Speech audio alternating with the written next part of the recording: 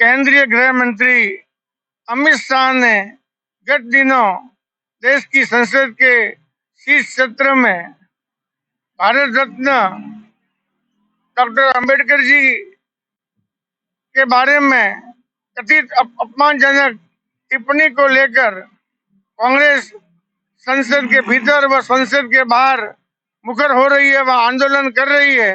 इसी क्रम में लोकसभा प्रत्याशी वैभव गहलोत ने आज सिरोही जिला मुख्यालय पर पत्रकार वार्ता को संबोधित किया।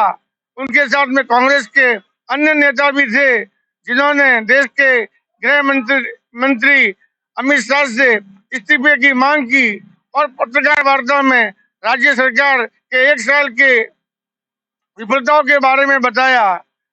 उसके बाद में आज जिला मुख्यालय के अंबेडकर सर्किल से कांग्रेस के सैकड़ों कार्यकर्ताओं ने हाथ में तख्तियां लेकर नारेबाजी की व अंबेडकर सर्किल से छोटी सी सभा को जब वो संबोधित कांग्रेसी कार्यकर्ता कर रहे थे, इसी दरमियान वैभव गहलोत भी कांग्रेस पदाधिकारियों के साथ वहां पहुंचे।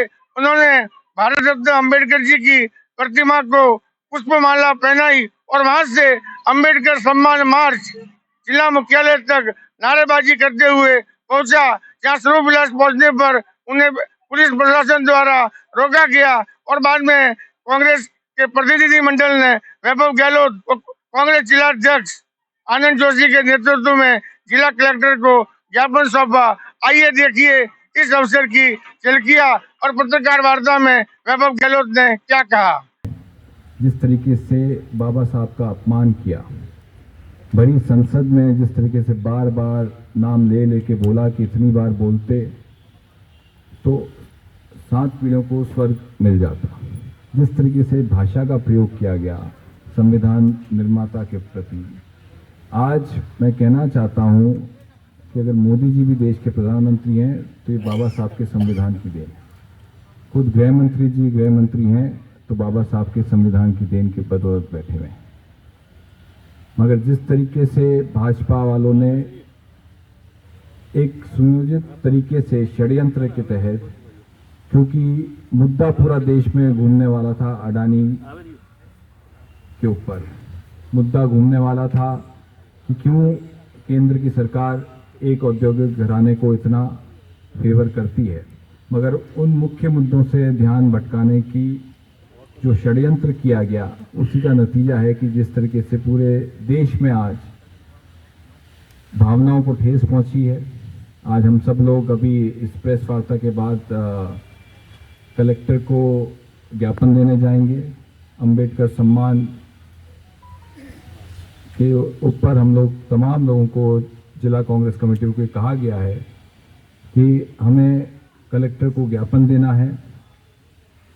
और जिस तरीके से पूरे देश के अंदर जो माहौल बनाया गया है कि किस तरीके से महात्मा गांधी जी का अपमान करो, संविधान की वजह से है।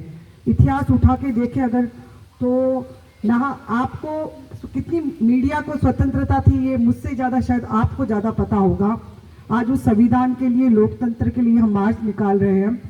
जो हमारे सम्मानीय अमित शाह जी द्वारा जो एक मैं कहूँगी जिसको विश्व मानता है, उनके खिलाफ जो अशोभनीय टिप्पणी की गई, वो देश को भी विश्व पटल पर भी शर्मिंदा करता है कि जहाँ विश्व अम्बेडकर जी को मानते हैं।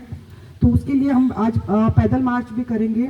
और पूर्व में मैडम ने लगभग आपको सब मोटी बात बता दी है, जो अपन सब जानते हैं। मेरा आपसे भी निवेदन रहेगा, क्योंकि चौथा स्तंभ लोकतंत्र का आप है, और जैसा कि आप हमसे ज़्यादा आपको पता है कि जब बात चलती है कि 1 साल में क्या हुआ क्या नहीं हुआ, और हमारा भी विपक्ष में होने के नाते कर्तव्य बनता है कि जो आज वास्तव में जिन वादों के साथ ये भाजपा सरकार पावर में आई, आज चाहे महिला हो, किसान हो, मजदूर हो, छोटे व्यापारी हो, 18वीं लोकसभा के शीतकालीन सत्र जो भी सत्र था, ये सत्तारूढ़ बीजेपी द्वारा संविधान और संविधान निर्माता बाबा साहब भीमराव अंबेडकर के अपमान के लिए देश के संसदीय इतिहास में दर्ज हो गया है।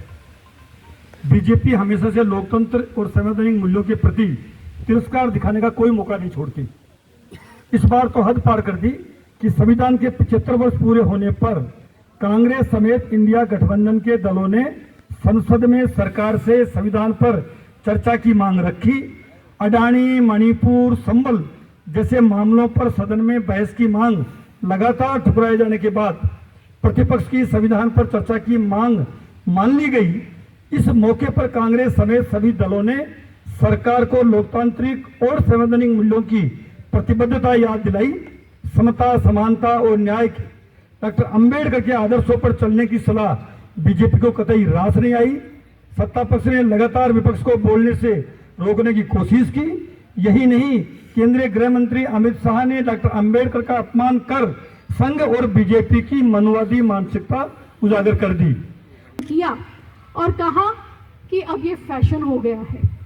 इतना नाम अगर भगवान का ले लो तो 7 जन्मों तक स्वर्ग में जाने को मिलेगा। ये हम नहीं कह रहे, सम्मानित मंच नहीं कह रहा, ये आप सोशल मीडिया पे या सदन में गृह मंत्री जी के बयान हैं। तो आज सम्मानित मंच यहाँ विराजमान है, समस्त जनप्रतिनिधि विराजमान हैं, इसका विरोध करते हैं और गृह मंत्री जी को इस्तीफा देना और माफी मांगने के लिए हम पुरजोर तरीके से बात रखते हैं।